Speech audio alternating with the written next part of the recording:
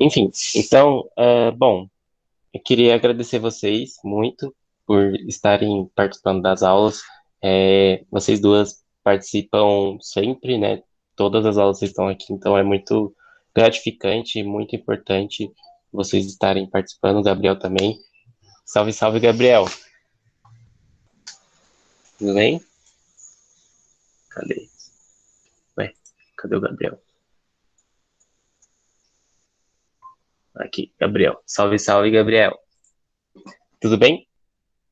Enfim, então, continuando, eu queria agradecer muito vocês por estarem aqui, por estarem participando.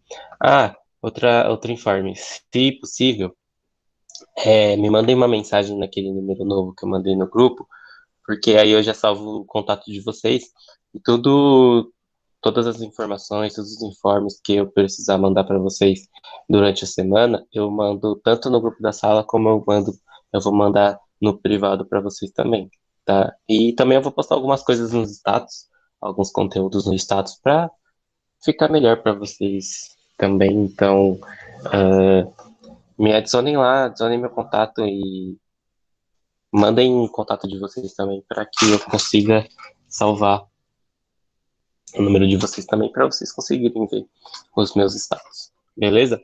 Bom, continuando aqui. Na aula passada, a gente falou um pouquinho sobre Revolução Industrial. A Revolução Industrial vai ser um movimento muito importante, tá? Ali na Idade Moderna. Mas agora a gente tem que partir para um outro conteúdo que é tão importante quanto a Revolução Industrial, tá? A Revolução Industrial, uma coisa que a gente precisa entender é o conceito de revolução, né? Revolução é quando pessoas e cidadãos fora do governo, né? Fora do governo, eles tomam poder para si mesmo, tá? Tomam poder para si mesmo. Um golpe é quando agentes do próprio governo, que já fazem parte do governo, é, eles pegam o poder para eles, certo? E geralmente é sempre um grupo específico ou uma pessoa só que dá esse golpe, que toma esse poder para eles mesmos. Uma revolução acontece geralmente com camadas mais populares, camadas da burguesia, e também uma revolução acontece quando as estruturas de uma sociedade mudam radicalmente, mudam muito, muito radicalmente, né? Muda bastante. Então, quando a gente fala de estrutura, a gente fala por exemplo, a Revolução Industrial foi responsável por mudar as relações de trabalho, as relações econômicas, uh, o êxodo rural lá na Inglaterra, né? A saída das pessoas do campo e a ida dessas pessoas para os grandes centros urbanos da Inglaterra. Então, quando a gente fala de revolução, revolução é quando são pessoas fora do governo que mudam radicalmente as estruturas, tá? Pode ser uma estrutura de trabalho, pode ser uma estrutura de dominação, pode ser uma forma de governo. Então, uma revolução, ela acontece sempre com pessoas fora do governo principal e também uma revolução acontece quando as estruturas mudam bastante, tá? Daí pode ser qualquer tipo de estrutura que exista na nossa sociedade, como, por exemplo, a Revolução Industrial vai mudar as estruturas ali da forma como lidamos com o trabalho e também lidamos com a exploração de mão de obra. Então, a Revolução Industrial tem esse nome Revolução por conta disso, é uma coisa que eu esqueci de falar nas aulas anteriores. E vai ter uma outra revolução também ali na Idade Moderna, que vai ser também responsável pela mudança da, do período também de Idade Moderna para a Idade Contemporânea, que é a idade que nós vivemos agora, que estamos vivendo agora, né, na contemporaneidade, que é a Revolução Francesa. Então, nós iremos, a partir da aula de hoje, começar a estudar a Revolução Francesa, tá? A Revolução Francesa ela não começa só do nada, assim, tipo, começou a Revolução. Antes da gente entender como que se deu a Revolução Francesa, a gente precisa entender como que estava estruturado a sociedade francesa daquela época e por que é, essa sociedade possibilitou essa revolução. O que aconteceu para que ocorresse uma revolução na França, lá, lá no final ali do século XVIII, tá? Ao longo do século XVIII, né? Ao todo. Então, na aula de hoje, a gente vai estudar um pouquinho sobre o antigo regime na França. O antigo regime é uma forma de dominação, tá? E de estrutura de sociedade também, que a gente já viu em outras aulas também, principalmente com absolutismo, com mercantilismo. Tudo isso faz parte do antigo regime, tá? Quando a gente fala de antigo regime, a gente lembra do quê? Absolutismo, mercantilismo, as grandes navegações, exploração das Américas. Então, tudo isso faz parte de um antigo regime, tá? E a Revolução Francesa, ela vem para ser o fim desse antigo regime, tá? O fim desse antigo regime, o fim dessa estrutura, o fim dessa, dessa forma de dominação e forma de governo também, né? Para mudar também a configuração da sociedade como um todo. Então, por isso que a Revolução Francesa vai ser extremamente importante. E por isso que a gente estuda, porque é, é uma questão que eu tinha na minha cabeça e que muitos alunos têm também, que é o quê? Nossa, mas para que eu vou precisar estudar a Revolução lá na França? Boa tarde. Para que eu vou precisar estudar uma revolução que aconteceu na França lá no final do século XVIII, final da Idade Moderna, e como que isso impacta na, na minha realidade hoje? Muitas coisas que a gente conhece hoje como estrutura de sociedade, como a sociedade está configurada, começou lá na Revolução Francesa, como, por exemplo, o fim das monarquias, começo dos governos republicanos. O lema da Revolução Francesa era liberdade, fraternidade e igualdade, que é liberté, égalité e fraternité, né? Que em francês é assim que fala. Então, esse lema da Revolução Francesa, ela diz muito sobre a mudança de pensamento da época também. E muito dessa mudança de pensamento vai se passar também por conta dos ideais iluministas que a gente viu é, nas aulas anteriores. Vocês lembram do iluminismo que eu falei, dos pensadores iluministas, etc. E todos esses pensadores iluministas irão, é, como é que fala, influenciar a Revolução Francesa. Não só vão influenciar a Revolução Francesa, mas como vão influenciar movimentos no mundo inteiro, como, por exemplo, o processo de independência dos Estados Unidos também, etc. A Inconfidência Mineira aqui no Brasil, as Inconfidências no Brasil, né? Então, quando a gente fala de Revolução Francesa, a gente precisa pensar que a Revolução Francesa ela vai mudar bastante a estrutura da sociedade daquela época. Mas antes da gente entender como que a Revolução Francesa vai mudar as estruturas da, do antigo regime, a gente precisa entender o antigo regime. A gente já viu basicamente os principais pontos do antigo regime, como o que é o absolutismo, que é aquele poder. O que é o absolutismo? O absolutismo é o poder centrado na figura do rei, não é? O poder absoluto nas mãos do rei, não é? Isso não é o absolutismo?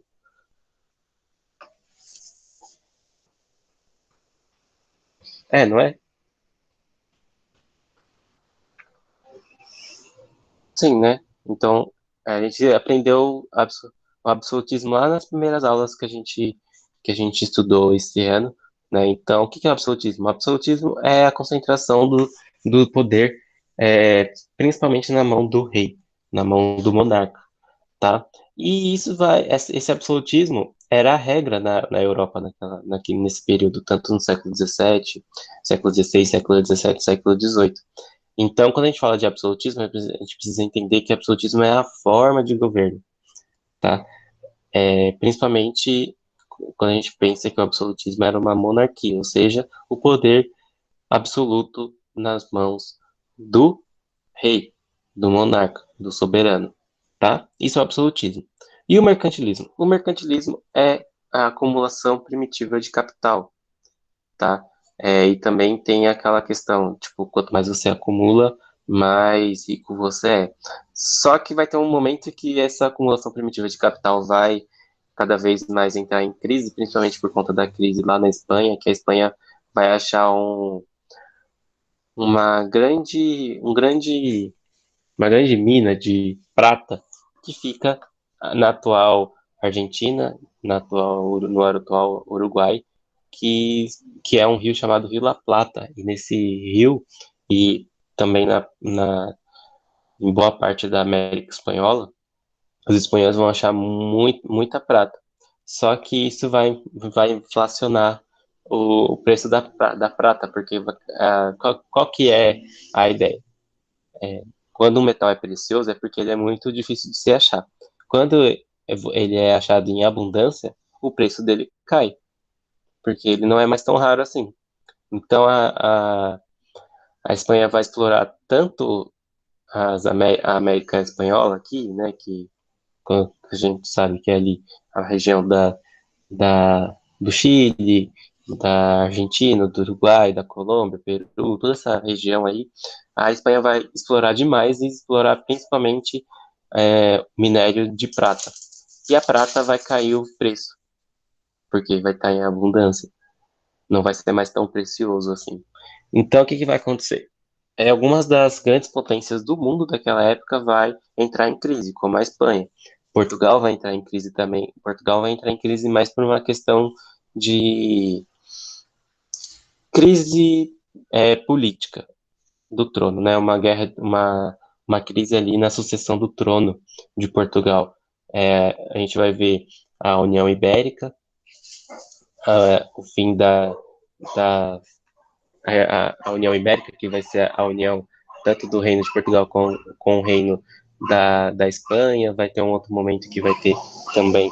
Uh, Desculpa, gente, o barulho aqui é muito alto. Então, às vezes, eu acho que vocês estão ouvindo, né? Mas o cachorro latindo.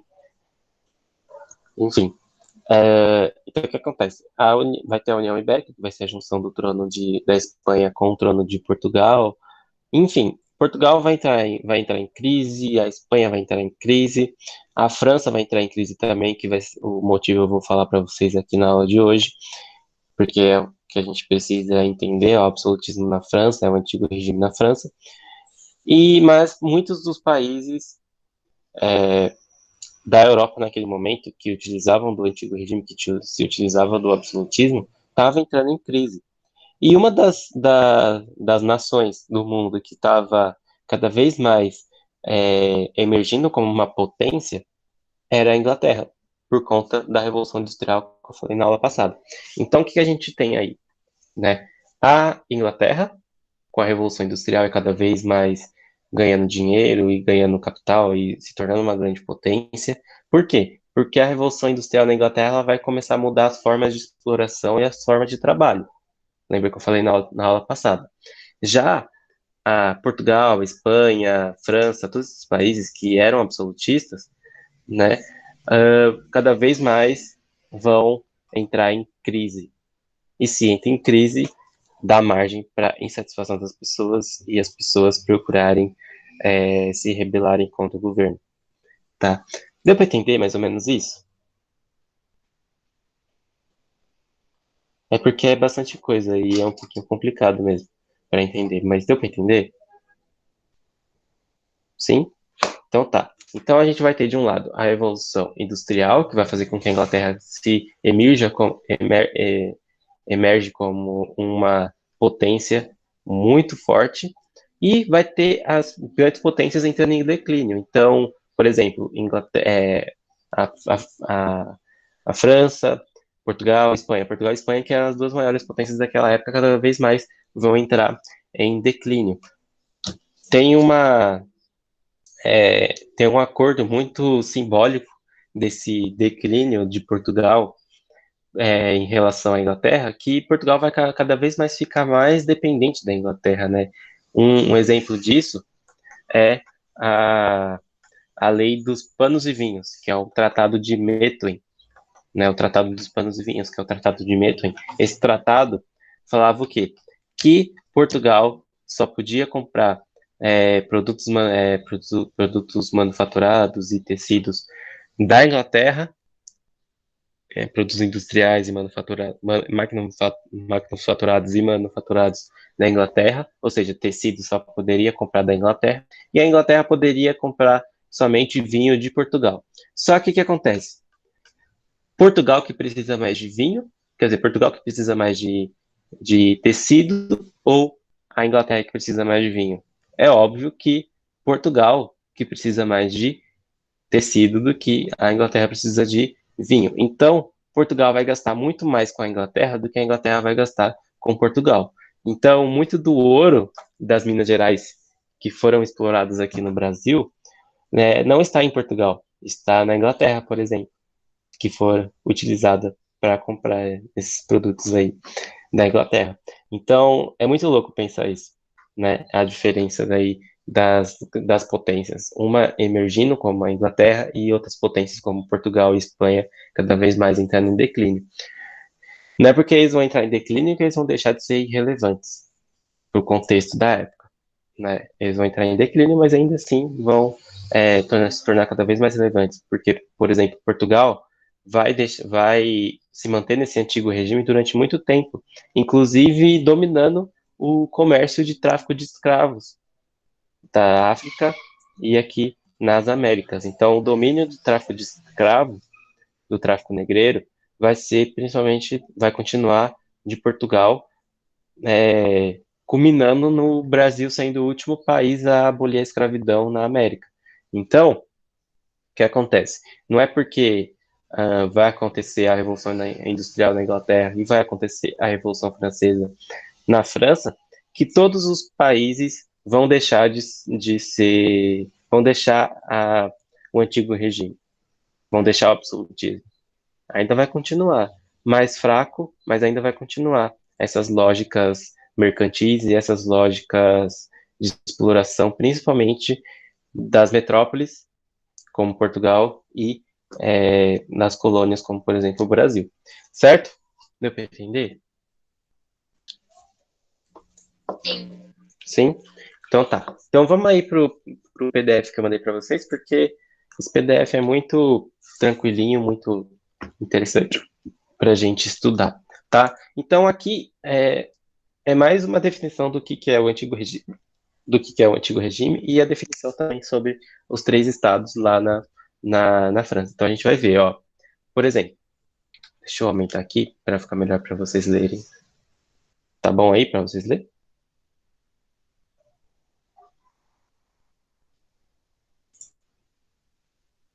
Tá bom? Tá dando para ler aí certinho? Sim? Para mim tá, para mim aqui tá de boa. Então, ó, vamos lá. Antigo regime. Antigo regime é a denominação do sistema político e social na França. Aqui tá falando da professor, é praticamente um resumo de tudo que aprendemos, né? Mas que nem eu falei, para a gente entender a Revolução Francesa, a gente precisa necessariamente entender o que é o antigo regime, né? Porque o antigo regime precisa ficar na cabeça de vocês, porque vai ser o antigo regime que vai possibilitar, por exemplo, a exploração do Brasil, né, de Portugal com o Brasil, certo? É esse antigo regime. Que é o antigo regime? É esse sistema político e social da França. Aqui está falando da França, né, no texto, mas é um sistema político e social que tinha na maioria dos países antes da Revolução Francesa, tá? Então vamos ver aqui, ó. Antigo regime é a denominação do sistema político e social da França anterior à Revolução Francesa, 1789, que vai ser o ano em que vai acontecer a Revolução Francesa. Durante o Antigo Regime, a sociedade francesa era constituída por diferentes estados. Clero, que é a Igreja Católica, tá? Quando a gente fala de clero, é a Igreja Católica. Nobreza e burguesia, beleza?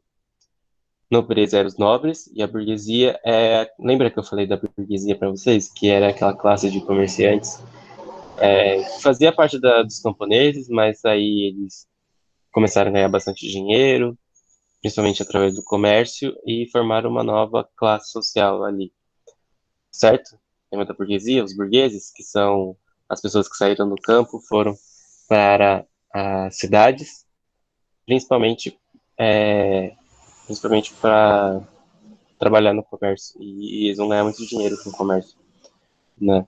Então, são esses três diferentes estados aí que a gente vai ver na aula de hoje: o clero, a nobreza e a burguesia. E também tem os camponeses, né? Mas não coloquei aqui.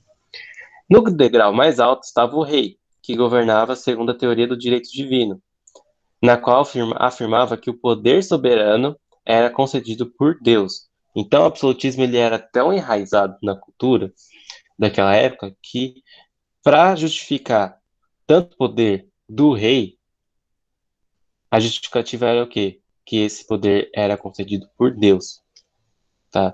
Porque a sociedade daquela época ela era muito religiosa. Então você tem que as pessoas, para você controlar as pessoas, você tinha que controlar através da religião também. Não que hoje em dia não seja assim. Não que hoje em dia não seja assim, mas é uma prática bem antiga. Enfim, o termo foi aplicado depois da Revolução para diferenciar os dois tipos de governo, tá? Então vamos lá. Características do antigo regime. Política. A política do antigo regime se caracterizava pelo absolutismo. Este consistia na concentração da autoridade política sobre o rei com o apoio da teoria do direito divino, desenvolvida pelo filósofo Jean Baudrillard. Existia uma assembleia que reunia os três estados, mas esta só podia ser convocada quando o rei decidisse, tá? Isso aqui vai ser muito importante, tá, gente? Essa convocação dos estados, porque vai ser muito importante na hora da gente estudar a Revolução Francesa, que vai ser o próximo tópico, o nosso próximo tema da nossa próxima aula da semana que vem, tá? Que é a convocação dos estados gerais. Então, somente o rei poderia convocar esse conselho, essa assembleia dos estados gerais. Tá? O que é essa Assembleia dos Estados Gerais? Representantes tanto do clero, quanto da nobreza, quanto da burguesia. Tá? Ah, enfim, o último rei governava a França. O último rei a governar a França durante o Antigo Regime foi Luís XVI, que viveu de 1754 até 1793, da dinastia dos Bourbon, que morreu na guilhotina.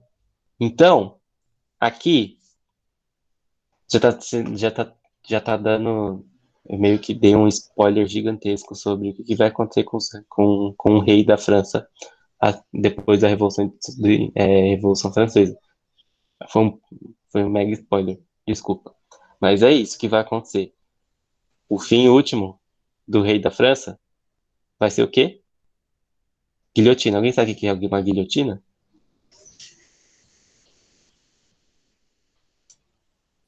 Guilho... Alguém sabe? Vou mostrar pra vocês aqui. Guilhotina Não. é isso aqui, ó. É isso aqui.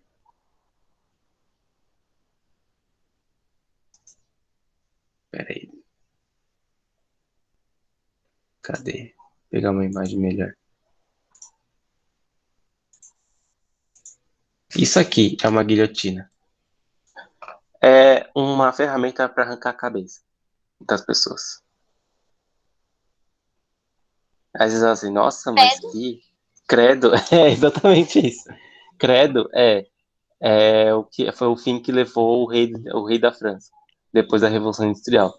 Então, quando a gente fala de Revolução Industrial, a gente precisa pensar que a Revolução Industrial vai ser o fim da monarquia. E qual que era o maior representante da monarquia francesa? O rei. Então, o rei vai parar na guilhotina. A guilhotina era uma prática muito comum daquela época, principalmente como sentença de morte, tá?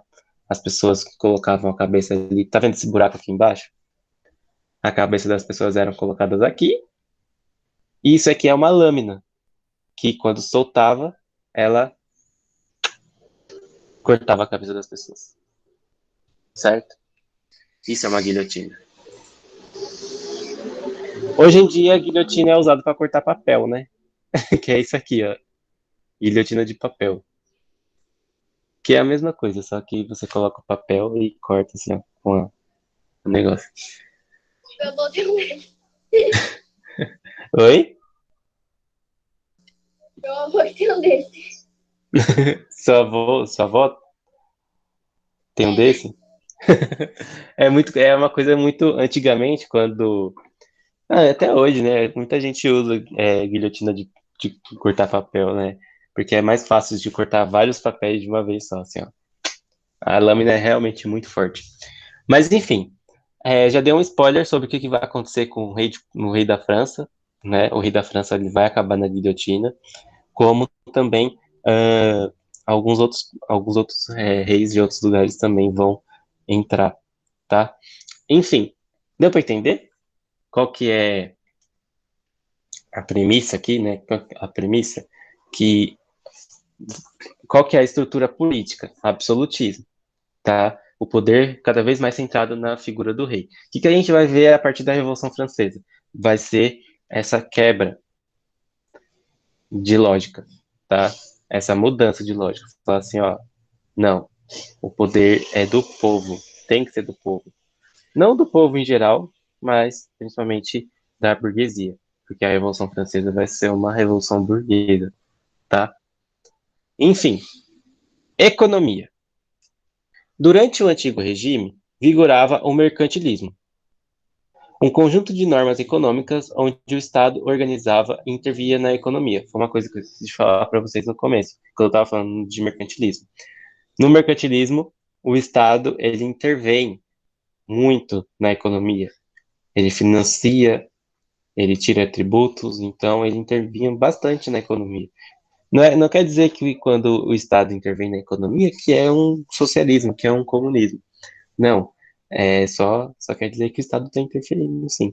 É porque, por que as pessoas têm essa pira, assim, o Estado não pode interferir na economia se não é comunista, se não é socialista? Porque um dos princípios do socialismo é isso também, né? O Estado intervir não só na economia, mas em outros âmbitos também, como política e etc. E também por conta do princípio do liberalismo. O que é o liberalismo? Que a gente viu numa das aulas, na aula sobre iluminismo com Adam Smith, né? O que é o liberalismo? É a não intervenção do Estado, que vai ser o regime econômico que vai entrar em vigor logo após o mercantilismo, tá? Que é a não intervenção do Estado na economia.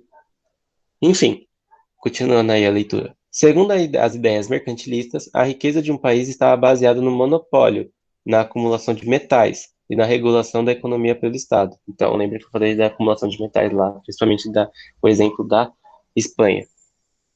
Sociedade. A sociedade do antigo regime se dividia em estamentos, compreendidos entre clero, nobreza, burguesia e camponeses. O clero e a nobreza eram livres de impostos. Olha que absurdo. O clero e a nobreza, ou seja, a igreja e os nobres, eram livres de impostos que recaíam sobre os burgueses e camponeses. Ou seja, se o clero e a nobreza não eram isentos de impostos, a maior parte dos impostos caía em cima tanto da burguesia como também dos camponeses. A burguesia até tinha dinheiro para pagar esses impostos, mas os camponeses, será que tinham dinheiro para pagar esses tributos? Né? O que vai gerar mais para frente a fome, né? A escassez de alimento, etc. Principalmente entre a camada da camponesa, que vai ser um dos estopins também para a Revolução Francesa também, tá? Enfim, continuando. Por sua parte, o rei governava sob teoria do direito divino, centralizando as decisões do executivo, legislativo e judiciário. Para isto, ele era apoiado pela Igreja Católica, tá? Que é o clero, que estava lá no topo da, que tá lá no topo dos estados, tá? Então a gente vai ver aí o primeiro estado, que era constituído pelo clero. O que é o primeiro estado? O que significa o primeiro estado? Né? O primeiro estado e o segundo estado, todos esses estados, geralmente ele é representado por uma pirâmide, né? Que em cima fica o clero, fica depois a nobreza, a burguesia e os camponeses. Mas aqui eu preferi pegar o exemplo, principalmente para vocês saberem que significa cada estado, tá? Isso aqui é dentro da França, mas que geralmente vai ser utilizado também para explicar o antigo regime em outros países também. Mas aqui está falando especificamente da França, tá? O primeiro estado era representado pelo clero. A França era um país católico e a igreja cabia os registros de nascimento e falecimento, a educação, os hospitais e, claro, a vida religiosa dos franceses. Então, olha o tanto de atribuição que a Igreja Católica era responsável. Tudo isso, pelo menos a maioria das coisas que eu falei aqui para vocês agora, hoje em dia é atribuição de quem? Do Estado. É o Estado que garante o quê? A educação, a saúde, eh, os registros de nascimento e falecimento, né? Certidão de nascimento, certidão de óbito. Então, a maioria dessas coisas ultimamente é feita por quem? Pela pelo Estado, não pela Igreja Católica. Mas durante muito tempo, principalmente aqui na colônia no Brasil, antes da República, da Primeira República aqui no Brasil, antes da proclamação da República no Brasil, a Igreja ainda fazia esses registros de óbitos de nascimento, a educação, os hospitais, muitos hospitais também. Então, antes da proclamação da República, que vai acontecer só lá em 1889, não, em 91, que vai no final do século XIX, começo do século XX, então não faz muito tempo, a igreja aqui no Brasil que fazia a maior parte das coisas também, porque Portugal ainda estava numa. Portugal se manteve nesse regime, nesse antigo regime durante muito tempo, né, desse absolutismo aí, durante muito tempo. Então, por isso que a colônia brasileira também vai se manter nesse mesmo sistema durante muito tempo, enquanto a gente está vendo aqui que a Revolução Francesa vai acontecer no final do século XVIII, é, e muitas dessas coisas vão começar a mudar lá com a Revolução Francesa, lá no final do século XVIII, aqui no Brasil só vai começar no começo do século XX, praticamente 100, quase 150 anos depois. Então, a gente vai ficar bem atrasado mesmo, enquanto brasileiros. Principalmente porque a gente estava sob dominação de um dos países que não mudou essa lógica, não teve influência, sim, da Revolução Francesa, mas não, não sofreu totalmente a influência da Revolução Francesa. Principalmente porque o Napoleão, que vai ser um comandante que vai comandar a França pós a Revolução Francesa, ele vai querer dominar os países que tinham aliança com a Inglaterra. Um dos países que tinha aliança com a Inglaterra era Portugal. E o que o rei de Portugal vai fazer? Ele vai mudar com a sua corte para o Brasil, o que vai atrasar muitos processos de revolução, de independência aqui do Brasil. Como não, como que vai acontecer também? Não vai ser o próprio povo que vai fazer a independência, que vai proclamar a independência. Quem vai proclamar a independência do Brasil vai ser o filho do rei de Portugal, que era o Dom Pedro I. Então, quando a gente fala de que o Brasil teve esse atraso, eita, é porque o Brasil teve esse atraso mesmo, principalmente por conta do absolutismo português, do rei de Portugal, que ele vai fugir de Napoleão. E qual que era uma das posições do Napoleão? Era colocar os reis na guilhotina. Muito louco, né? Mas enfim, a gente vai estudar Napoleão mais pra frente, tá, gente? A gente vai estudar Napoleão mais pra frente e a gente vai entender por que o Brasil demorou tanto para se tornar independente, tá? E por que o Brasil vai demorar tanto também para se tornar uma república? Porque o Brasil vai ser o único país do mundo a se tornar independente e continuar numa monarquia. Enquanto na própria França, em 1789, a monarquia já tinha acabado com o rei na guilhotina. Então,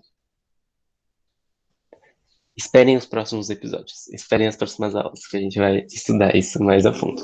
É muito interessante estudar isso. Enfim, a igreja, continuando aí, no segundo parágrafo, a igreja exercia forte influência sobre o governo, porque várias figuras do alto clero, como cardeais, bispos e arcebispos, eram conselheiros do rei.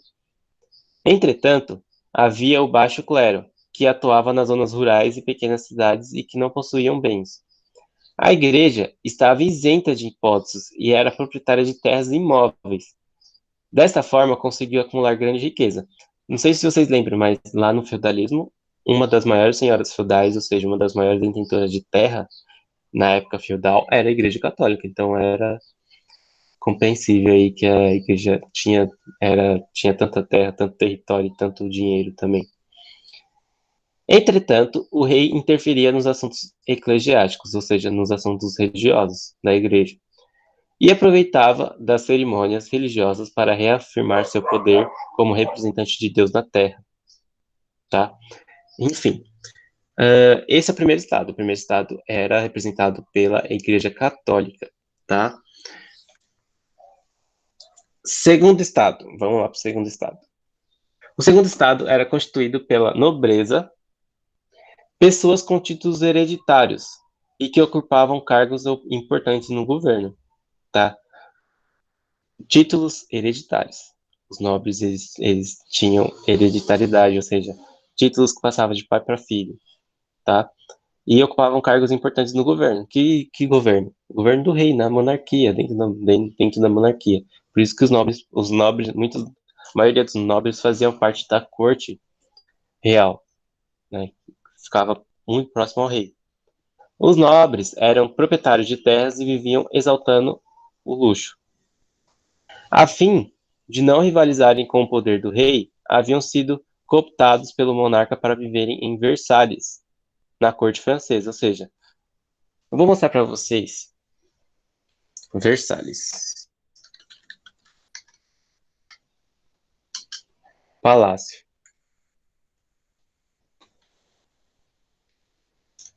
Palácio de Versalhes, na França. Para vocês verem o tamanho desse palácio. Esse aqui é o Palácio de Versalhes. Uma parte dele, pelo menos. Aqui, essa aqui tá uma imagem melhor. Olha esse palácio. Eita, tá pequenininho. Aí, ó. Aqui tá melhor. Olha isso aqui, gente. Estão vendo? Esse é o Palácio de Versalhes aqui, ó. Que vai daqui, ó, onde tá a minha setinha, até esse outro lado. Isso aqui é tipo o jardim deles. Era onde o rei morava, junto com a sua corte. E a corte era os nobres, ou seja, os nobres moravam no palácio. Também, nesse palácio. Estão vendo, né? Sim? Sim.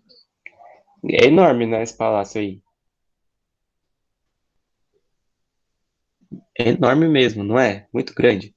Então, nesse palácio de Versalhes aqui, os reis, era onde os reis moravam, reis da França, junto com a sua corte. Então, os nobres moravam junto com o rei, na mesma casa, no mesmo palácio. Mas como era enorme, então é isso aí. Por isso que era enorme, porque o rei levou os nobres para morar lá.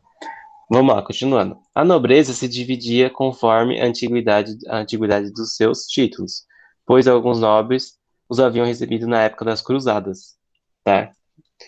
Enfim, esse é o segundo estado. Por sua parte, haviam nobres que eram antigos burgueses que conseguiram chegar a essa condição por terem comprado títulos de nobreza ou por se casarem com nobres que haviam empobrecido, tá? Assim como o clero não pagava impostos e acumulavam cargo no governo francês. Ou seja, existiam burgueses também dentro da nobreza, mas quem eram esses burgueses dentro da nobreza? Eram burgueses que compraram um título de nobreza ou que casaram com algum nobre ou alguma nobreza que uh, que estava pobre. E burguês, como vocês sabem, burguês tinha dinheiro por conta do comércio, tá? Terceiro estado. Na base da sociedade estavam as pessoas comuns. O terceiro estado que correspondia a 99% da população. 99% da população.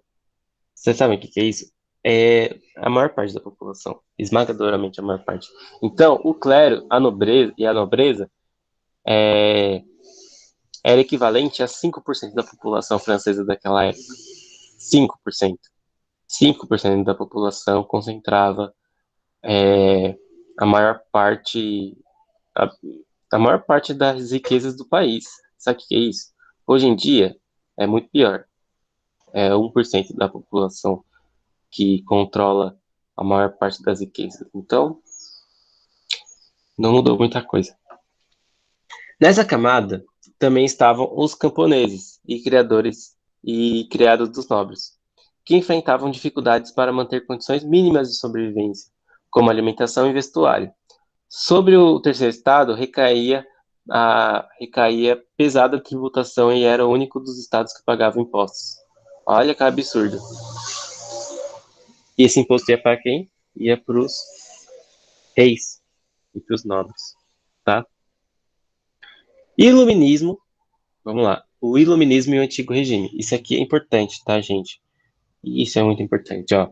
O iluminismo foi um movimento intelectual francês ocorrido nos séculos 17 e 18, que questionava o modelo econômico, social e político da Idade Média. Para eles, nada de bom aconteceu nessa época, e os iluministas a classificavam como a Idade das Trevas, ou seja, a Idade Média. Hoje em dia a gente não tem mais essa visão, tá, gente? Que a Idade Média é a Idade das Trevas, a Idade Obscura, onde não se produziu nada. Não, se produziu muita coisa na Idade Média, e é muito importante, não é à toa que ela é um período da história também. Mas para os iluministas daquela época, a Idade Média era a Idade das Trevas, principalmente porque foi a idade dominada pela Igreja Católica, pela religião e não pela ciência, tá?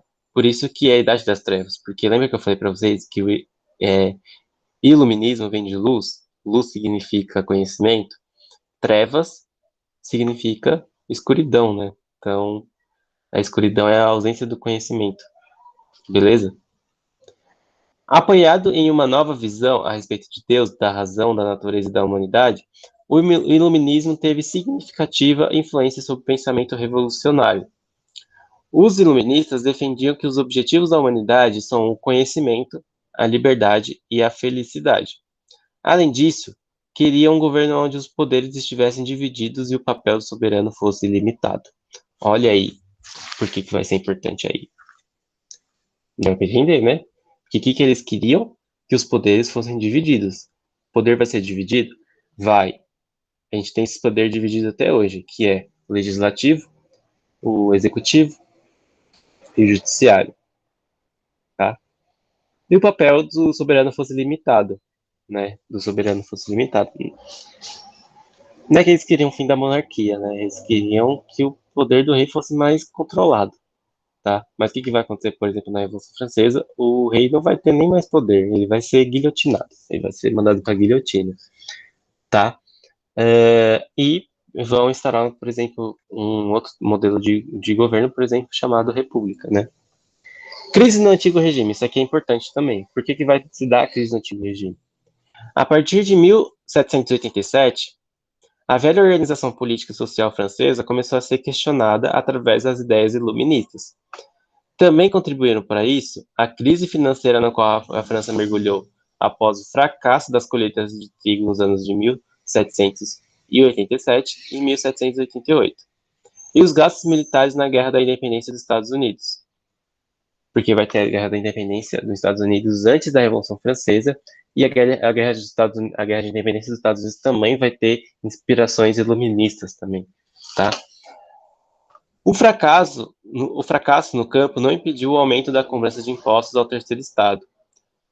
Ou seja, a cobrança recaiu em quem? Nas grandes fortunas? Não, no bolso dos camponeses. Que é o que acontece até hoje, tá, gente?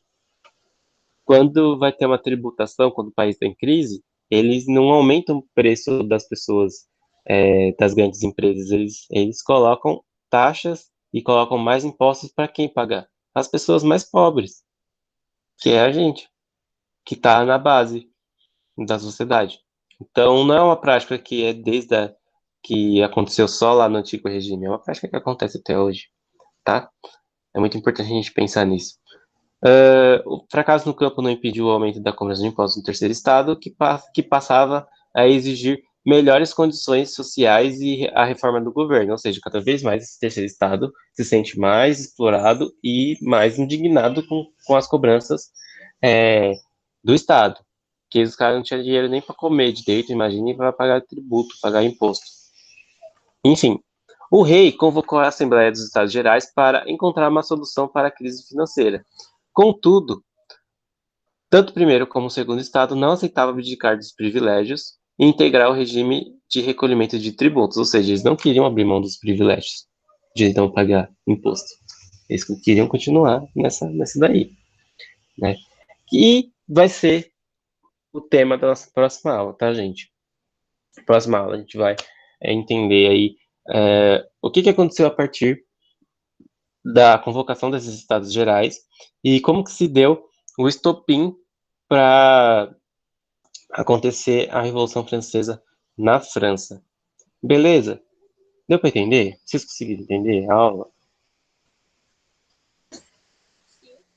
Foi de boa? Sim? De boinha, né? Tranquilo.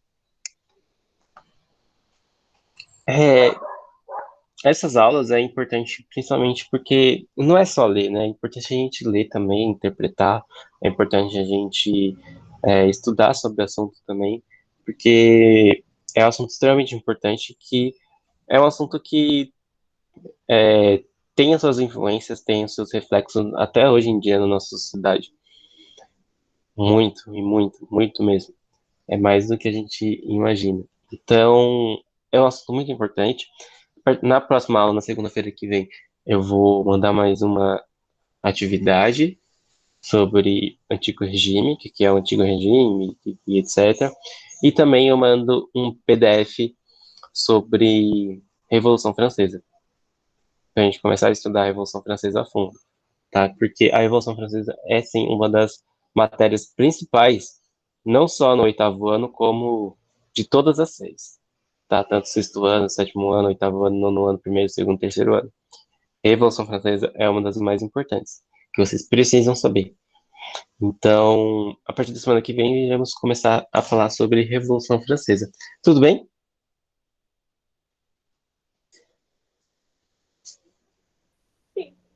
Sim? Bom, gente, a aula foi essa, não foi. Peraí que eu tô lendo agora o chat, tá, gente? Desculpa. Mas e se o rei não tivesse filho, ou só tivesse filho? Então, na Inglaterra, tinha como a filha, a herdeira, virar rainha. Em outros países, não, né? Por exemplo, a França, Portugal, a Espanha. Se um rei não tivesse filho, tivesse só filha, o trono ia passar ou pro irmão mais velho, né? O irmão do rei, que morreu, ou para um primo distante de outro reino. Por exemplo, é o que vai acontecer na União Ibérica. O rei Felipe II da Espanha, eu não lembro que rei que vai morrer, eu lembro que era um rei muito novo de Portugal, porque ó, o que vai acontecer? Na dinastia de Avis, né? O rei de Portugal vai morrer, aí ele vai deixar o irmão dele, que era um monge muito velho, que vai morrer um pouquinho depois que assumiu o trono, e vai assumir um menino, que eu não lembro se ele era filho do rei ou primo, não lembro. Enfim, da dinastia de Avis, ele era muito novo e aí ele vai acabar morrendo numa guerra lá no norte da África contra os árabes. E aí o trono, ele não vai deixar herdeiro nem nada.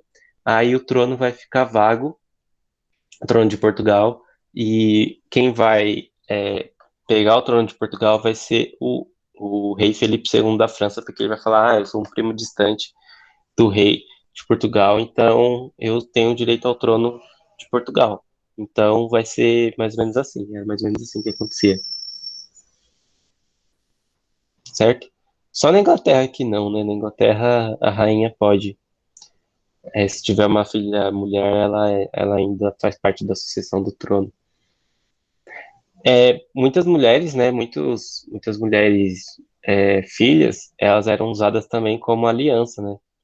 Com outras dinastias, com outras famílias de outros lugares, como a aliança entre países, entre famílias, né? Casamentos. Deu pra entender? É porque eu só vi a mensagem agora. Desculpa.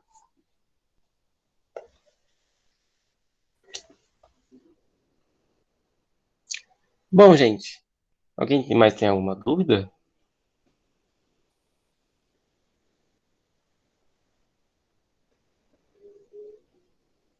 Sim?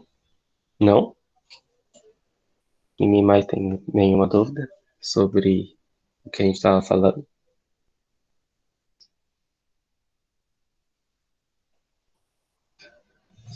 Não?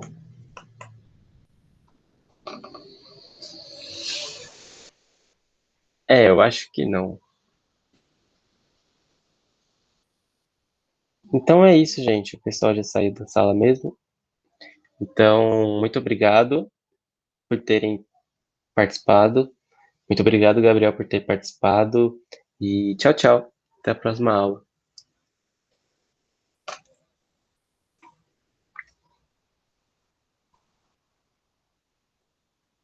Deixa eu fechar aqui a gravação.